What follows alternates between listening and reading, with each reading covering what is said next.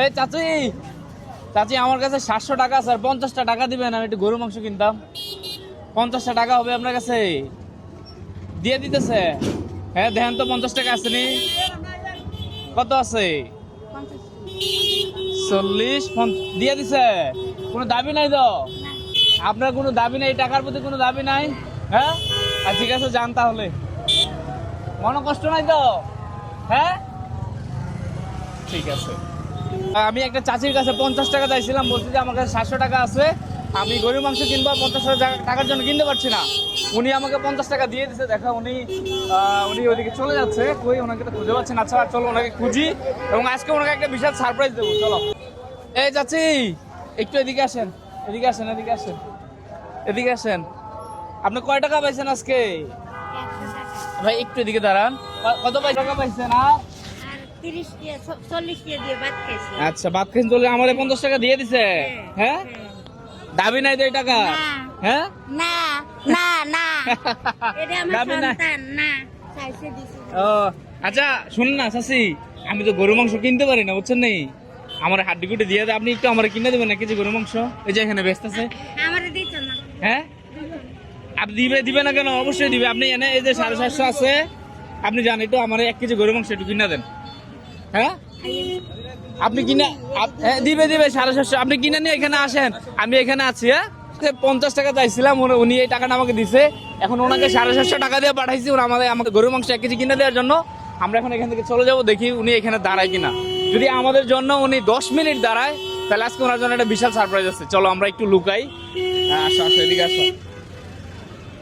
উনি এখানে দাঁড়াইলেই হবে। আচ্ছা আচ্ছা একটু অন্য সাইডে যাই।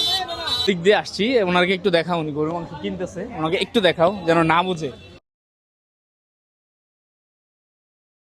5 মিনিট হয়েছে উনি যে মাংসটা কিনছে, মাংস কিনে উনি আমাদেরকে খুঁজতেছে, ঘুরতেছে। ওনাকে একটু দেখাও, একটু দেখাও। ওনাকে আর অপেক্ষা না করে উনি মনে হয় আমাদেরকে খুঁজতে খুঁজতে হয়রান। একটু আসো এদিকে আসো। মাংস কিনছে। এখন আপনারা তো একটা পরীক্ষা করছে যে আপনি এখানে দাঁড়ান কিনা। আপনি তো দাঁড়াইছেন, আমার খুঁজছেন। হ্যাঁ আপনি তো পরীক্ষা পাস করছেন। কারণ আমি আপনার ছেলের মতো হয়ে যদি আপনার কিছু উপহার দেয় আপনি নিবেন কেন? আপনি নিবেন না? আপনি মাংস খাইছেন কবে বলেন? লাস্ট কবে মাংস খাইছেন? গরুর মাংস কুরবানির সময় খাইছে। তো এটা নিয়ে যান, আপনার দিয়ে দিলাম। আপনাকে দিছি, আপনাকে তো একটা পরীক্ষা করলাম যে আপনি এটা কিনা আমার জন্য দাঁড়ান কিনা। যাক মাশাআল্লাহ, বোঝা গেছে ভাই উনি ভালো মানুষ না। আচ্ছা ঠিক আছে, এটা আপনার, ধরেন এটা আপনার, এটা আপনি নিয়ে যায় না। আচ্ছা আপনি কি যেন বলতেছিলেন, আপনার কি লাগবে এটা বলছিলেন যেন? ওই কোরআন শরীফের গিলাপ। কোরআন শরীফের গিলাপ আপনার কাছে? মানে কাপড়টা কিনা টাকা নাই? নাই? আপনি কোরআন শরীফ পড়েন? আল্লাহর রহমতে। ওনার জন্য উনি কোরআন শরীফ পড়ে, বুঝছেন? কোরআন শরীফের গিলাপের জন্য কতটুকু কাপড় লাগে উনি এটা আমার কাছে চাইছে।